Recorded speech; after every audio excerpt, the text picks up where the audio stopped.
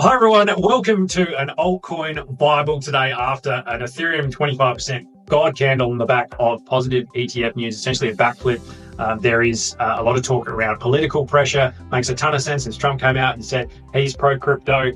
They're seeing the polling numbers. This is going to be an election won on the margins in battleground states, and fighting a war against crypto right now just makes zero sense. So sorry, Elizabeth Warren and Gary Gensler. There seems to be a bit of a backflip behind the scenes, and it's happened and it exploded. So fantastic. It's great for the market. It's great for the ecosystem. What happens now? Well, Ethereum, I'm looking at this as my one to watch. I know it's a cherry ripe, but I wanted to just throw it as a one to watch because I just want to throw a bit of caution in, just FOMOing in just at the highs after a 25-30% candle.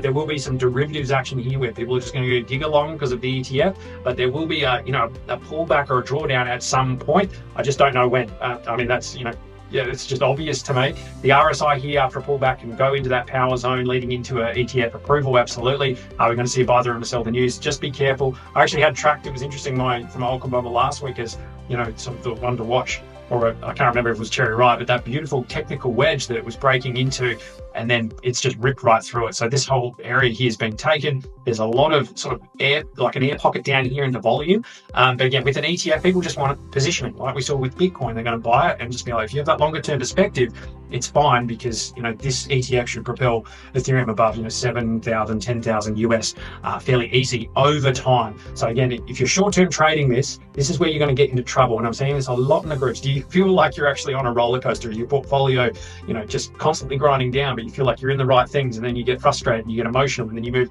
from one thing to another. It is a fast way to get you wrecked. If you are feeling like you're on a roller coaster of emotion and your portfolio is just driving you nuts and you're losing sleep, it's time to step back. It's time to strip things back to the basics, look at that longer term investment time horizon and that bigger picture stuff. And we also have a 2024 report that should help you, and I've got the link below, so make sure you click on that and read it. It's free. Just have a gander through it. Hopefully it grounds you in that longer term perspective, because what I'm saying is a little bit alarming in some of the groups, and also from people I'm hearing on Facebook and outside, is we're getting pulled and we're chasing different narratives because we're not making those returns in the short term really after, or we're chasing losses that we've made previously, and then we're doubling down on mistakes and making unforced errors, or not staying in a medium to longer term trade long enough, and then you're seeing it go up and you just got out. It can drive you absolutely nuts. So please read the report and then post in the groups. And if you feel like you really need one-on-one support, if you need CCI's help, because we have entire modules in our course dedicated towards mindset training, the emotional control of this hyper volatile market, if that's what you want to do, talk to the team and we'll get you in the course and get you started in this bull market that I think is just starting to roar. And you want to have your pillars and your foundations in place, because you can have the best portfolio in the world, but if you start tinkering with it and running with different things and making mistakes, you can lose the whole thing over time. Even if you were in the right cryptos, but you decide to short-term trade and get yourself into a lot of trouble. It happens to the best of us. I have done it a few times myself, where you see something and you chase it and you get emotional, you make mistakes, but you need to learn from it. So this chart looks incredible to me, like overall, and even if the TA is looking like it wants to pull back, long term, it's a moonshot. It's going higher. So sometimes just taking a step back, having the conviction, go, all right, well, the ETF news is here. Once it gets approved, you can get more aggressive, and if there's a pullback, fantastic. You buy a little bit of it, you put it in your portfolio, and you just sit on it. You look what happened with Bitcoin, you look at the flows, you just think of the market cap of Ethereum, it gets even a fraction of the flows that Bitcoin's getting, which big investors want diversification in their portfolio with Ethereum.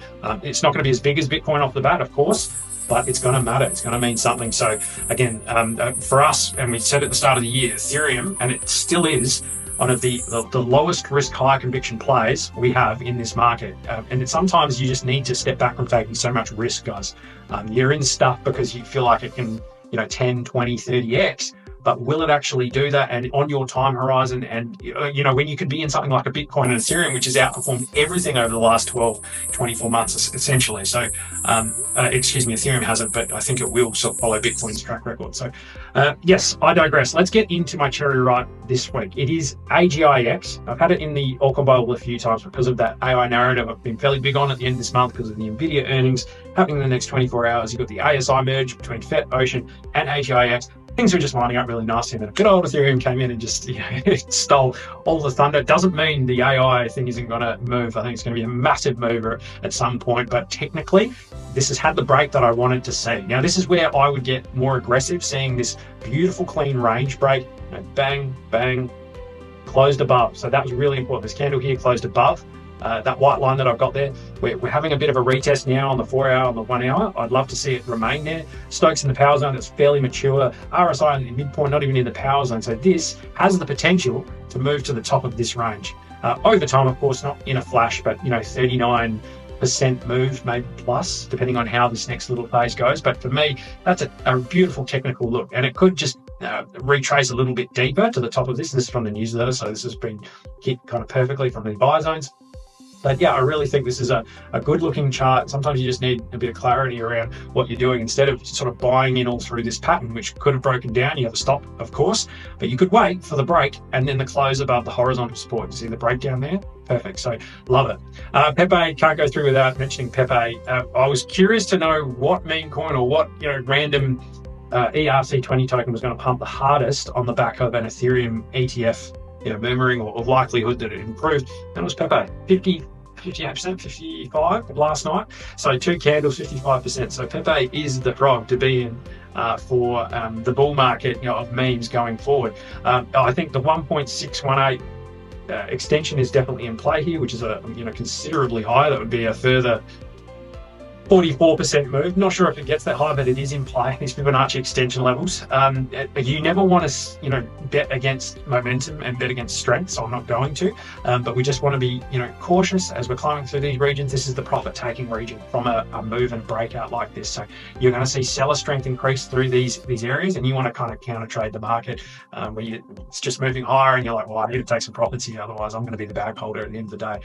Watch the momentum. If this just keeps screaming higher, and the momentum the RSI just continues to be lower than this previous cluster peak or the previous high of Pepe, then there will be a fairly significant bearish divergence emerging where price is going higher but momentum is falling. So wanted to put that on your radar.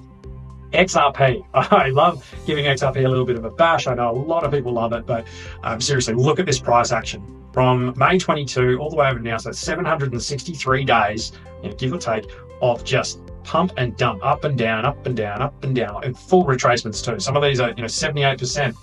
So not saying you can't trade this and make money, but it's very, very clear. There's a lot of BART heads here, up and down, up, sideways, chop, down. So pumping and then dumping. Someone's rinsing and making a lot of money through this, but everyone else is just getting absolutely destroyed in the, back to the middle. So here's that average price point, the point of control. It just runs all the way through here, and it just keeps coming back to it and getting more extreme on the outsides.